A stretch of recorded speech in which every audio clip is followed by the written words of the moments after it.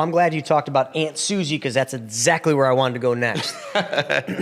After COVID, or actually during COVID, a lot of people were out of work and they were looking for what they're going to do next, and they landed in real estate. Sure. And a lot of them became Aunt Susie realtors. Yep. It just seems like you can't go anywhere. You can't go to a restaurant. You can't go to a bar. You can't go to a function, a charity event without meeting at least 5 realtors. And that's everybody's a realtor. Western New York. Little Go to Buffalo, Florida. New York. Yeah. Go to Florida. Everybody's a real estate agent in Florida. I hear the numbers are insane. And that's fine, right? You can sell 1 or 2 houses in Florida and you're selling $1 million houses. Not saying it's any better, but you're right. The number of real estate agents is, it's crazy. But they're doing it as a part-time job. Sure. Because they think, I'm going to sell 1 house and I'm going to ride off into the sunset. And right. They're going to pay for a vacation. It's a little spending money. I don't know how seriously you should or could take somebody that's doing that, right? Well, I don't take them serious at all. Matter of fact, I can't stand it. Sure. It drives me absolutely bonkers. Well, it makes our job, right, a little more difficult because you get somebody on the other end that doesn't necessarily know what they're doing. They're uneducated. They're just not up to date or up to par on the market conditions.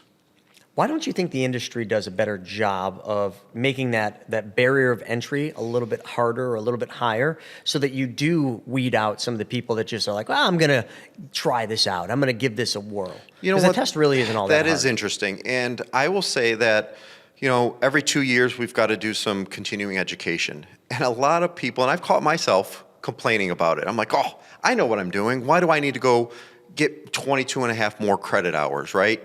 And then I'm like, you know what? That's fine. Make it more. I want more education, right?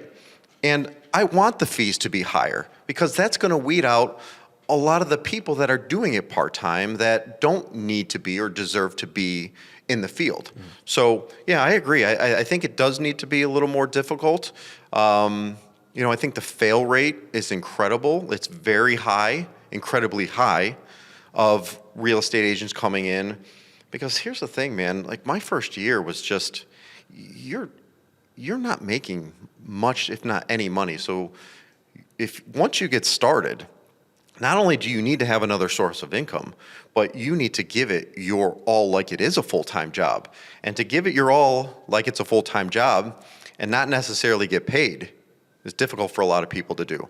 And unfortunately, I just don't think that most people have that commitment to do that the right way. So I've seen a lot of younger, aggressive, newer real estate agents come in, and you get it or you don't.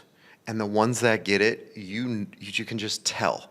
Like they're making the calls, they're putting in the hours, they're asking the right questions, they're doing the open houses, right? Like they're just doing everything they can to get themselves out there, the social media, and I love to see that because you get it or you don't.